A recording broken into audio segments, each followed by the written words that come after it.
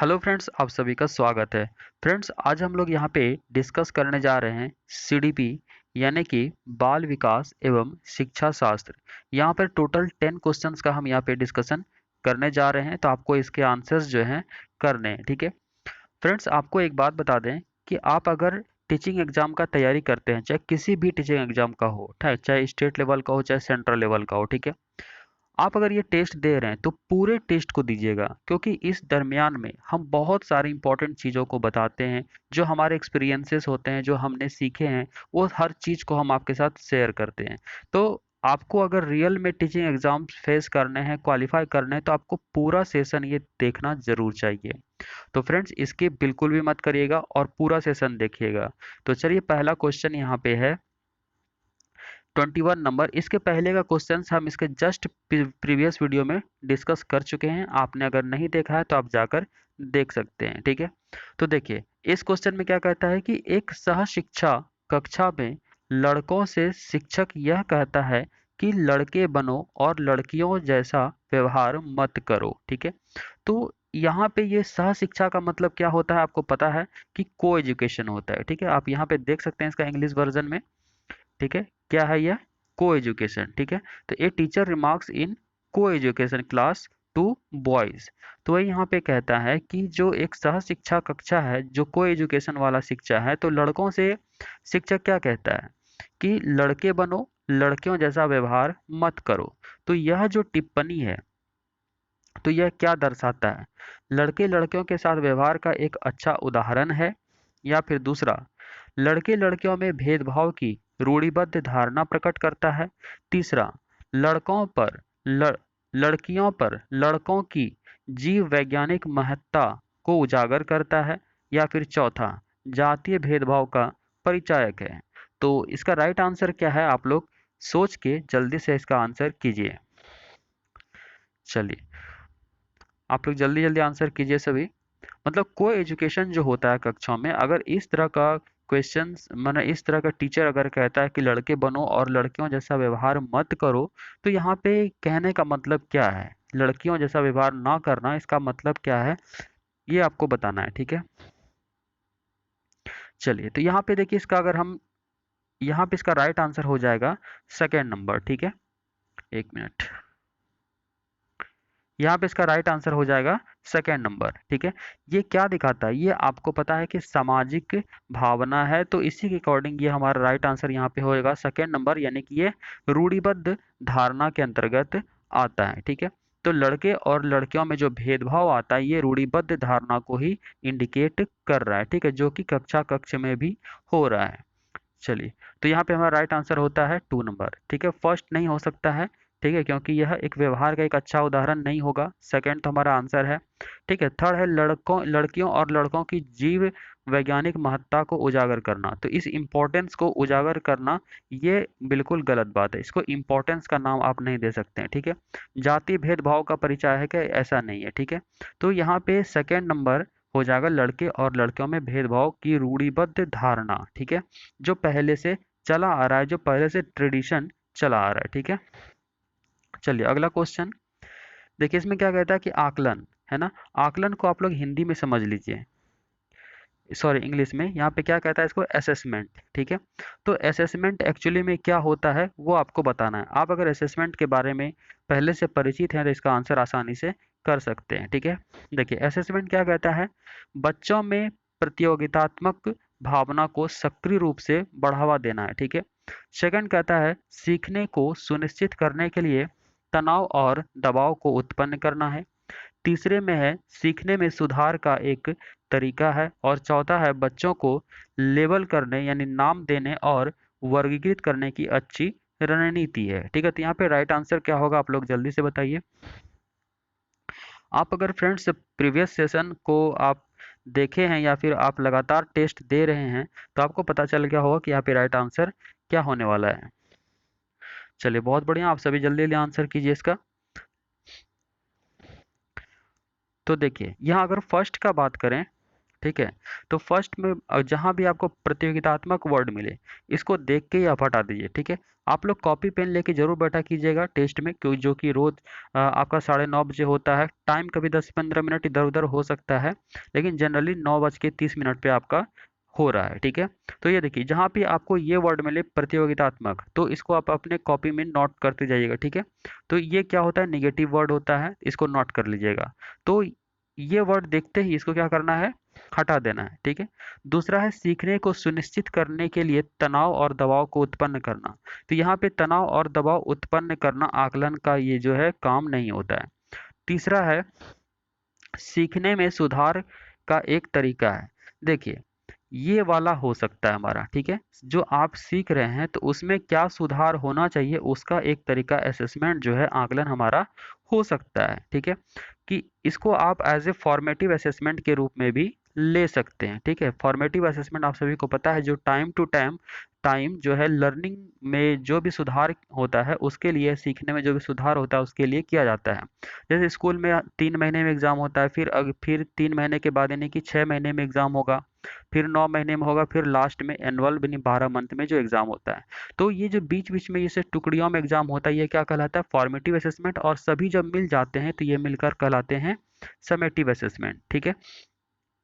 चलिए, तो अगर कभी कभी ऐसा होता है कि मान लीजिए कि 3 महीने में हुआ, फिर अगले 3 महीने यानी कि 6 महीने में हुआ, तो ये जो 3 महीना और ये जो 3 महीना हुआ, ठीक है। तो ये इसको हम लिख सकते हैं FA1 और प्लस FA2 लिख सकते हैं, और दोनों मिलके हो जाता है SA1, ठीक है। जब दोनों मिला करके तो कंप्लीट एग्जाम लिया जाएगा एक ही बार, तो ये कहलाएगा SA1 यानी समेटिव असेसमेंट, ठीक है।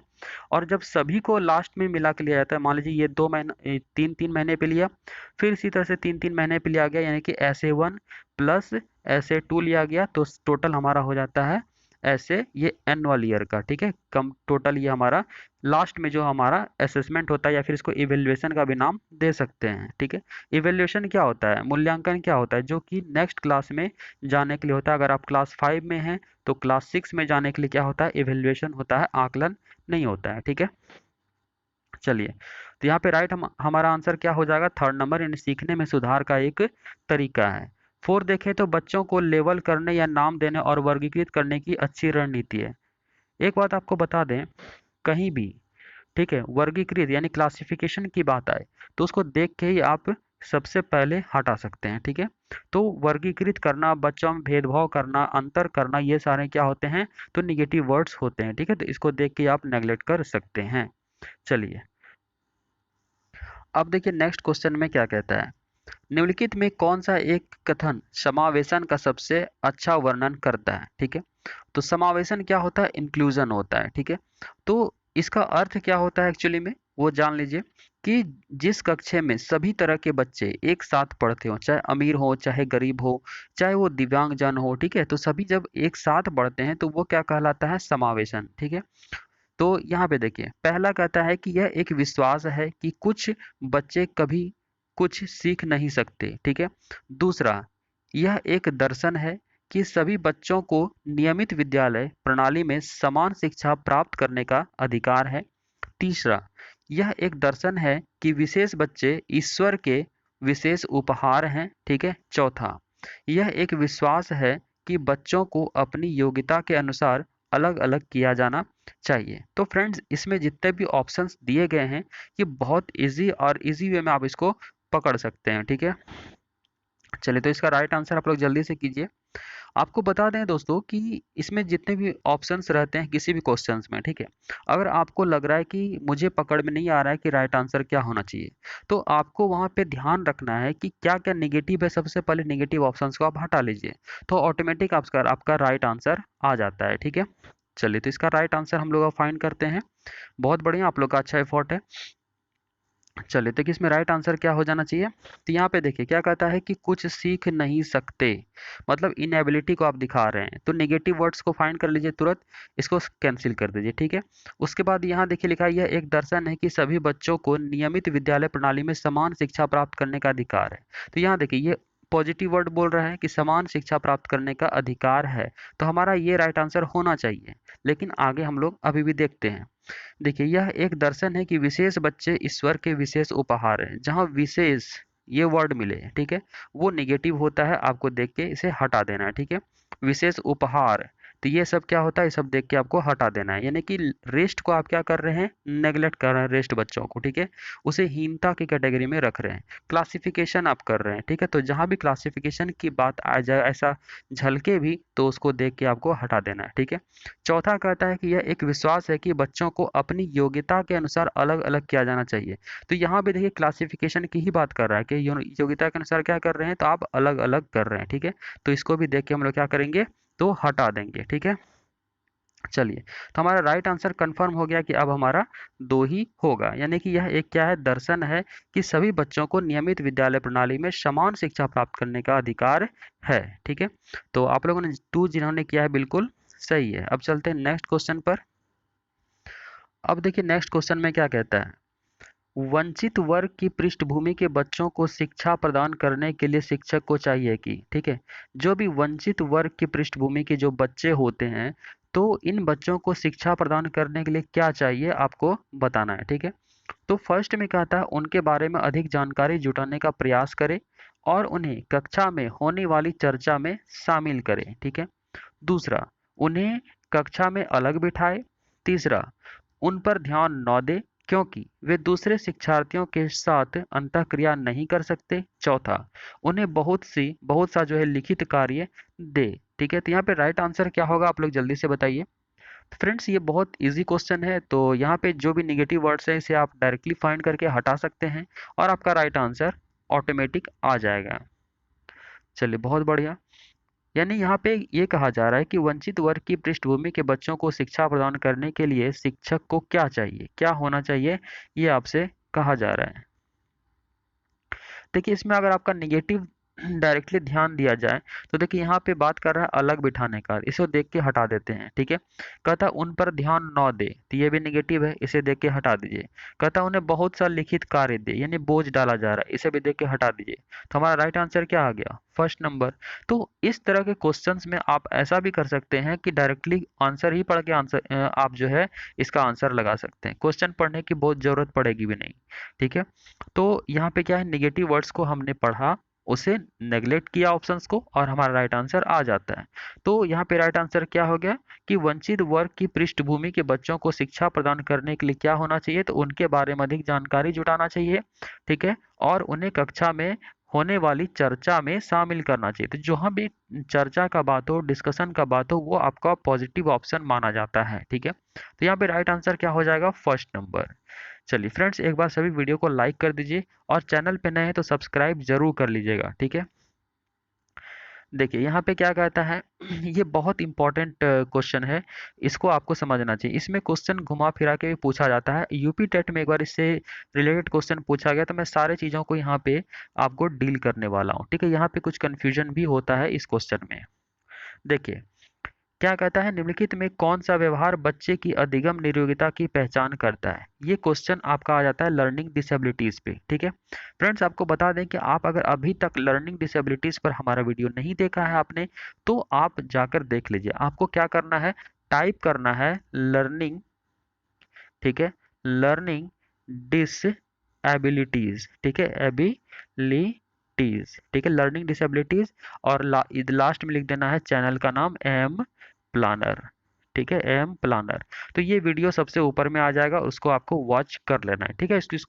स्क्रीनशॉट ले लीजिए ताकि आप बाद में इसको देख सकते हैं, ठीक है। तो ये क्या करना है, लर्निंग डिसेबिलिटीज टाइप करना है और स्पेस देके एम प्लानर टाइप करना है, तो वो वीडियो सबसे ऊपर में आएगा। तो पूरा उसमें जितना भी बताया गया था लर्निंग डिसेबिलिटीज के बारे में बताया गया है, तो पूरा आपको देख लेना है, ठीक है। चलिए, तो यहाँ पे देखिए क्या कहता है कि निम्नलिखित में कौन सा व्यवहार बच्चे की अधिगम निरोगिता की पहचान करता है। तो पहला कहता है अपमानजनक व्यवहार है।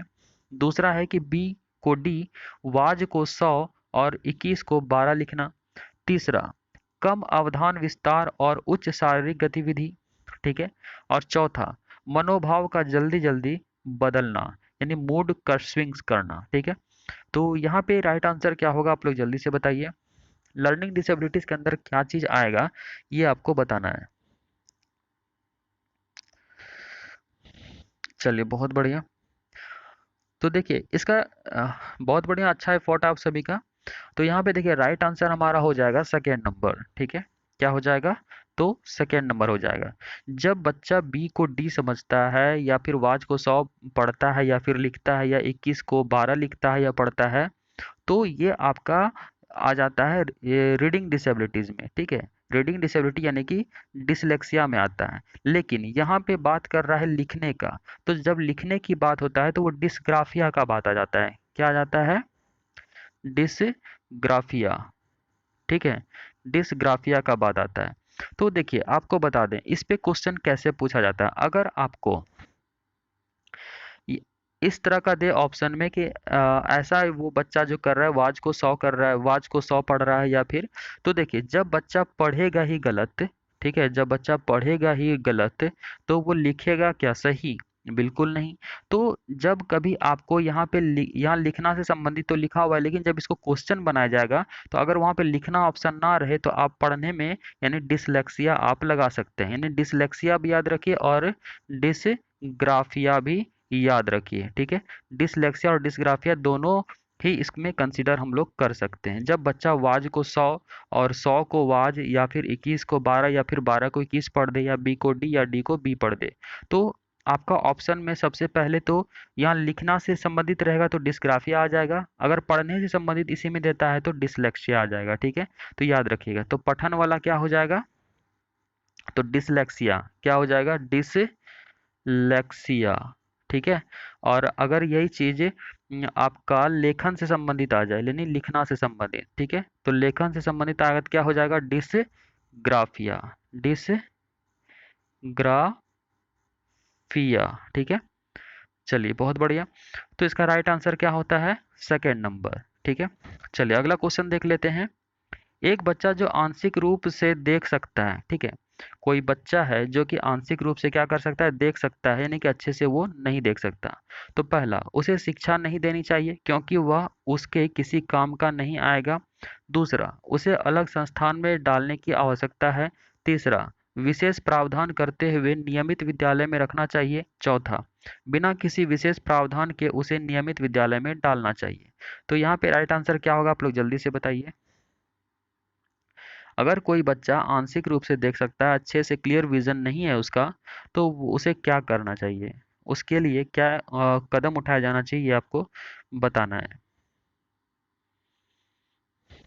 चलिए बहुत बढ़िया।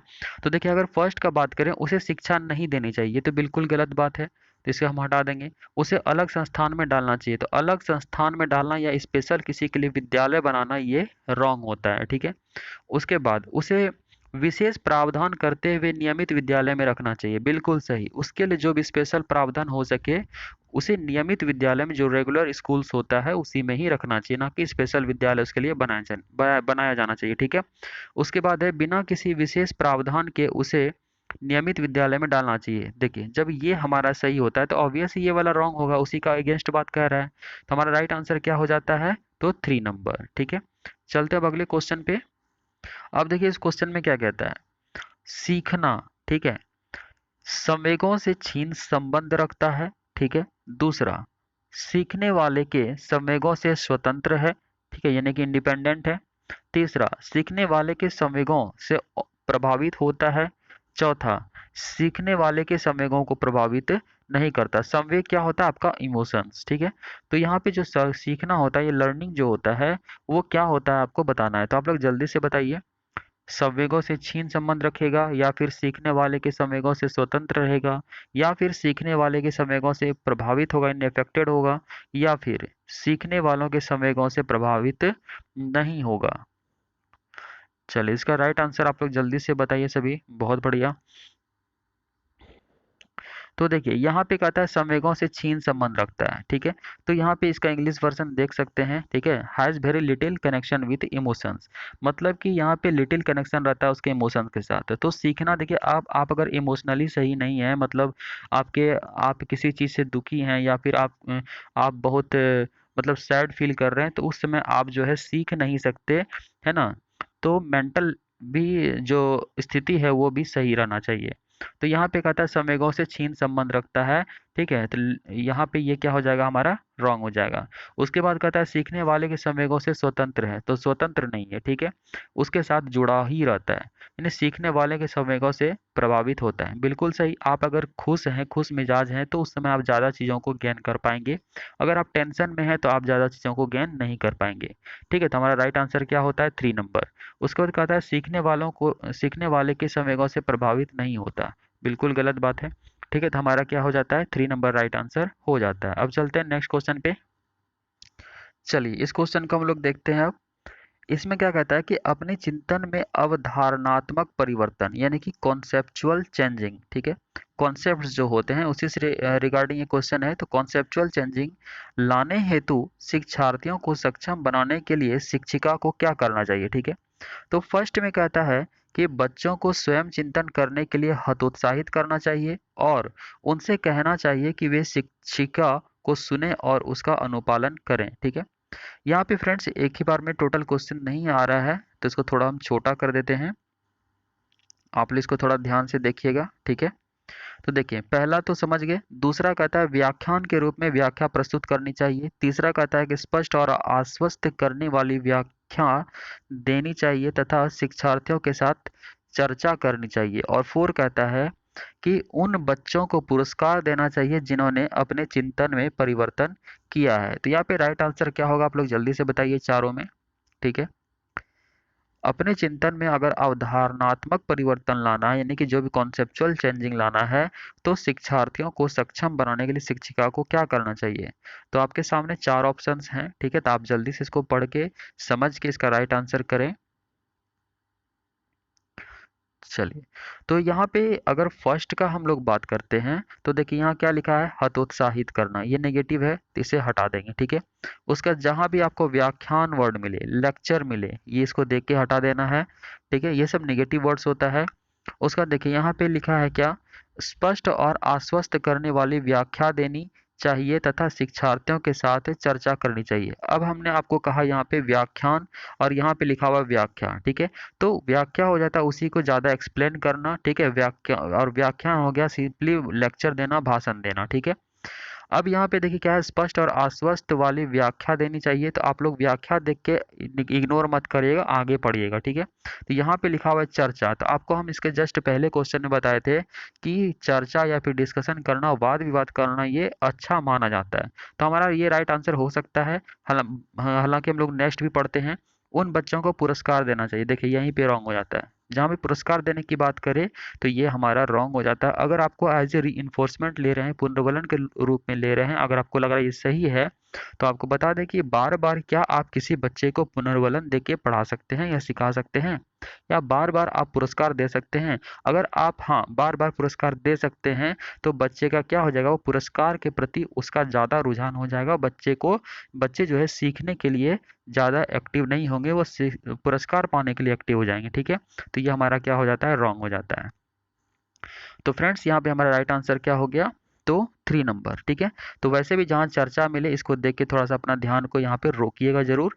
ऐसे अगर आपको लगे कि कोई ऑप्शन समझ में नहीं आ रहा है तो आप केवल नेगेटिव ऑप्शंस को ढूंढिएगा, पॉजिटिव अपने आप मिल जाएगा। ठीक है, अब चलते हैं अगले क्वेश्चन पे। अब देखिए इस क्वेश्चन में क्या कहता है कि प्राथमिक विद्यालय के कक्षा कक्ष में, जो प्राथमिक विद्यालय के कक्षा कक्ष होते हैं, तो इसके संदर्भ में सक्रियबद्धता का क्या अर्थ है? ठीक है, बच्चे अगर एक्टिव रहते हैं तो उसका क्या मीनिंग लगाया जाता है, ये आपको बताना है। तो पहला है कि शिक्षक का अनुकरण और नकल करना है। दूसरा कहता है कि जांच पड़ताल करना, प्रश्न पूछना और वाद विवाद करना। ठीक है, उसके बाद तीसरा है शिक्षक द्वारा दिए गए उत्तरों को नकल करना। चौथा है याद करना, प्रत्यास्मरण करना और सुनाना। ठीक है, तो यहाँ पे राइट आंसर क्या होगा? आप लोग जल्दी से बताइए। जो प्राथमिक विद्यालय होते हैं, तो प्राथमिक विद्यालय की कक्षा कक्ष के संदर्भ में सक्रियबद्धता का क्या अर्थ है? चलिए, तो इसका राइट आंसर आप लोग जल्दी से कीजिए, क्या हो जाएगा? तो देखिए यहाँ पे अगर फर्स्ट का बात करें, यहाँ लिखा हुआ है नकल करना, तो इसे देख के हटा दीजिए। यहाँ पे देखिए लिखा है वाद विवाद, तो ये अच्छी बात माना जाता है, वाद विवाद करना, डिस्कशन करना, प्रश्न पूछना। ठीक है, तो ये जांच पड़ताल विषय में क्या होता है, ये भी अच्छा माना जाएगा, तो ये हमारा राइट आंसर हो सकता है। उसके बाद यहाँ पे देखिए क्या लिखा हुआ है, नकल करना, देख के हटा दीजिए। तो याद करना, इसे देख के हटा दीजिए, सब क्या है, निगेटिव वर्ड है। याद करना, प्रत्यास्मरण करना, रोट मेमोरी का भी जहाँ भी बात हो, कंठस्थ करना, वो सब क्या होता है, तो निगेटिव होता है। तो हमारा राइट आंसर क्या होगा, सेकंड नंबर। चलिए बहुत बढ़िया, आप लोगों ने जिन्होंने 2 किया है बिल्कुल सही है। आप लोग लास्ट में स्कोर जरूर जरूर बताइएगा। फ्रेंड्स आप लोग जो भी वॉच कर रहे हैं तो इसे लाइक जरूर कर दीजिए, और चैनल पे नए हैं तो सब्सक्राइब करके बेल आइकन प्रेस अवश्य कर लीजिएगा, ताकि आपको सारा क्लास का नोटिफिकेशन समय पे मिल जाए। ठीक है, चलिए देखिए इस क्वेश्चन में क्या कहता है कि बच्चे तब सर्वाधिक जो है सृजनशील होते हैं, क्रिएटिव होते हैं, जब वे किसी गतिविधि में भाग लेते हैं। ठीक, तो पहला, दूसरों के सामने अच्छा करने के दबाव में आकर। दूसरा, अपनी रुचि से। तीसरा, पुरस्कार के लिए। चौथा, शिक्षक की डांट से बचने के लिए। तो बच्चे जो है कब अधिक सृजनशील होंगे, ये आपको बताना है। ठीक है, तो आप लोग जल्दी से राइट आंसर कीजिए इसका। चलिए, तो बहुत आसान क्वेश्चन है ये। ठीक है, देखिए दूसरों के सामने अच्छा करने के दबाव में आकर, यहाँ क्या लिखा है, दबाव में आकर, ये क्या हो गया, निगेटिव हो गया। यहाँ पे कहता है अपनी रुचि से, तो ये क्या हो, पॉजिटिव वर्ड इसको माना जा सकता है, पॉजिटिव ऑप्शन माना जा सकता है। तो ये हमारा राइट आंसर हो सकता है। आपको अभी जस्ट पहले बताए थे, पुरस्कार जहां मिले से देख के हटा दीजिए। ठीक है, डांट फटकार जहां भी मिले से भी देख के हटा दीजिए। ठीक है, तो ये सब क्या होता है, नेगेटिव होता है। तो हमारा राइट आंसर क्या, 2 नंबर। फ्रेंड्स आप चैनल पे नए तो सब्सक्राइब जरूर कर लीजिए, ये लास्ट क्वेश्चन था। ठीक है, और इसे अपने फ्रेंड्स में कम से कम अवश्य शेयर कर दीजिएगा। ठीक है, तो मिलते हैं अगले सेशन में अच्छे टॉपिक के साथ। कल सीडीपी नहीं रहेगा, कल दूसरा टॉपिक रहेगा।